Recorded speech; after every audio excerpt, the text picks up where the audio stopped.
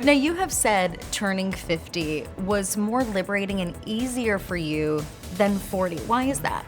You know, I think in retrospect, I was worried about all of those things that society makes you worry about, you know, kind of losing your viability and your youth, and especially for somebody like me who had made my living, you know, with my face, and like, what does this mean? And am I going to be put out to pasture? And everybody's sort of inferring that I'm going to be put out to pasture.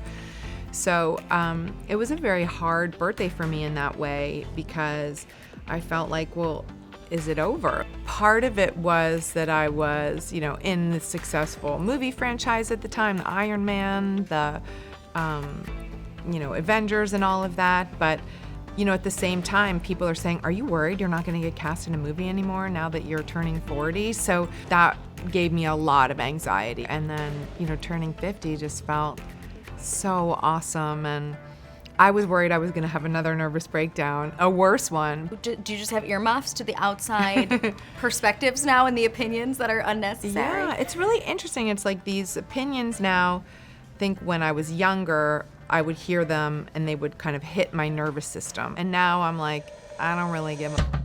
Yeah, Gwyneth's giving new meaning to the phrase aging gracefully. The Goop goddess and mom of two has even figured out how to stay friends with famous exes like Brad Pitt.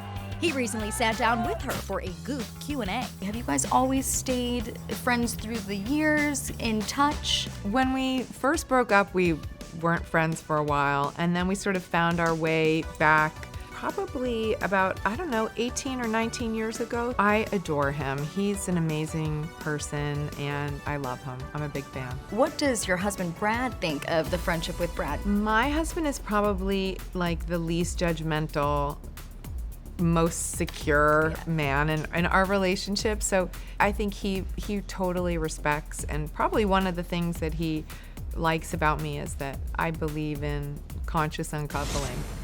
When my husband and I were dating, we started this tradition of me cooking him breakfast every Saturday morning. I gotta take out a cue out of your book with these boyfriend breakfasts. Is that what I gotta start doing? So for us, it works really well, but you know, try it out. Also important to Gwyneth, health and fitness. She built a reported $250 million empire around it and has the home spa to prove it. You know, I'm into wellness, so I feel like it's justified. Maybe I can write it off as a business expense then. So you have a new partnership right now. I really love the product at CopperFit. I started using the products and I absolutely fell in love with them. And they're, you know, I'm always in my compression socks on an airplane. I use the gloves a lot for my hands. I want to do a quick game really quick. So a little bit of rapid fire, Okay. but really just the first thing that comes to your mind when you hear these topics. Okay. The first one, fitness. Empowerment. Sex. Necessary. Aging. Not scary. Marriage. Dreamy. Last one, regrets. Many, but I wouldn't change them.